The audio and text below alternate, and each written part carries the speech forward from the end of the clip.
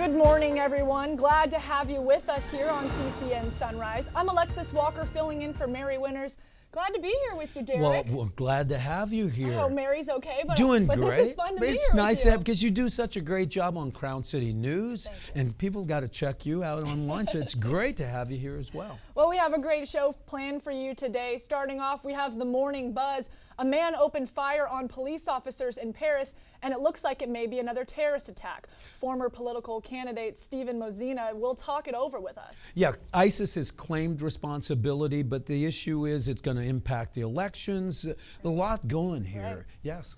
Right. Then he is an outspoken pro-life advocate. Father James Linton joins us to discuss abortion, always a controversial subject. Really on every side of it, because there are so many issues and it's so hotly contested. Right. And it's going to be an issue with the Supreme Court as well, coming up. Right.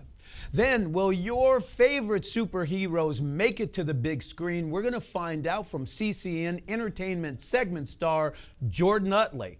Plus, taste of sunrise with Pine Haven Cafe, and Chef Milo's going to show us how he prepares fried chicken with sausage gravy and English muffins. Yes. With jam too? Yes, I'm looking forward to it. All right, before we go any further, let's take a moment to thank our sponsors and advertisers. Foothill Transit, San Gabriel Valley Economic Partnership, Pasadena Federal Credit Union, EH Financial, Ganal Lumber, Siren Arts Productions. Thank you for your support of. We love our sponsors like the San Gabriel Valley Economic Partnerships. Visit them online at sgvpartnerships.org. Sponsor us and we'll promote you on the show too. Email info@crowncitynews.com to learn more. Now for the morning buzz, horror in Paris when a man opens fire on the Champs-Élysées. Right, he killed a police officer and injured 2 others, and he claimed responsibility. ISIS has claimed responsibility for the attack. Joining us now is former political candidate Steve Mozena to discuss this incident. Paris cannot catch a break, can they? Oh, they can't. It's a terrible thing, and trying to solve the problem is, again, equally as hard as solving our homegrown terrorism as well.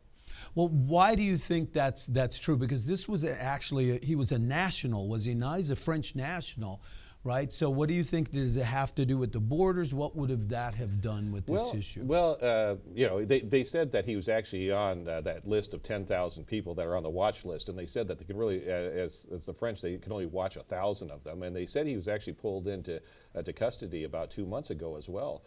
I don't know, it seems to me that it might be, like Moses had the exodus out of Egypt, maybe that the new president that gets elected, maybe they should have an exodus of all these 10,000 people like Trump is trying to do with all the illegal aliens that are criminals here in the United States. Maybe they should have something similar to that and get rid of those 10,000. Well, Derek, you said that ISIS had already claimed responsibility. Yes, and this is early. They said he was actually from Belgium. Right. And so why would they claim responsibility so early for this event versus anything else that they've done before if they want people to know that they're this terrorist organization and they want you to be fearful of them? Well, of course, I can't read their minds, but again, if they're admitting that it's an act propagated by them as well, I'll take them at their word for that. What I wonder is, aren't they maybe taking advantage by using this to encourage other people to do similar things, whether they were responsible or not? Yes, absolutely. And so then you now have basically those 10,000 people that are living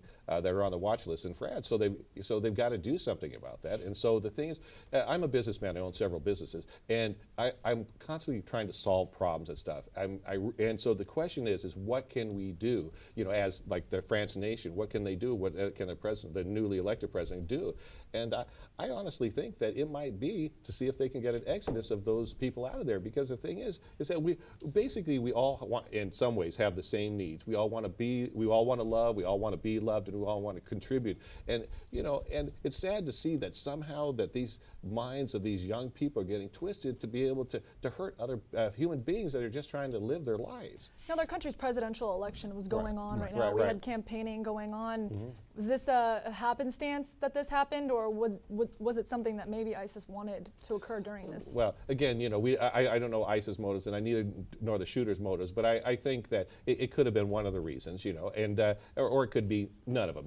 Maybe it's just that they hate the Western part of it, and they're trying to influence that and trying to break down our culture and our Western society, whether it's Europe or America. Well, there is one of the far-right candidates who actually is saying exactly what you're saying, which is that she would have expelled as many people as possible, and that she wants to perhaps leave the EU.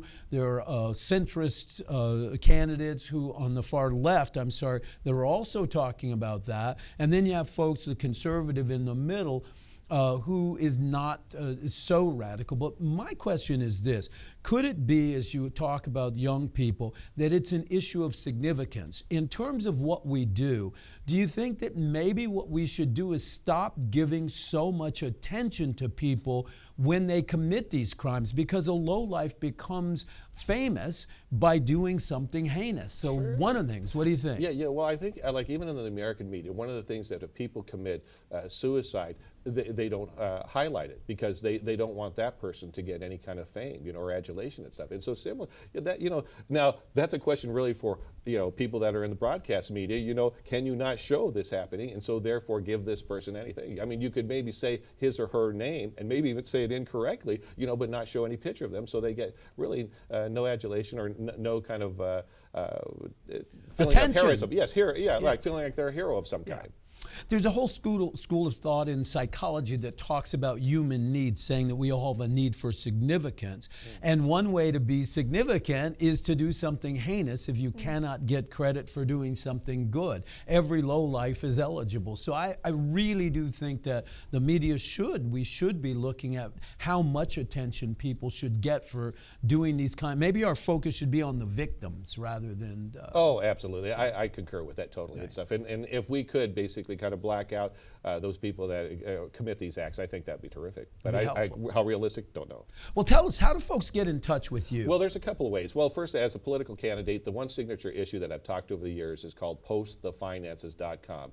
Postthefinances.com, and I'd like to get all the levels of government to post the finances on a daily basis like an online checking account.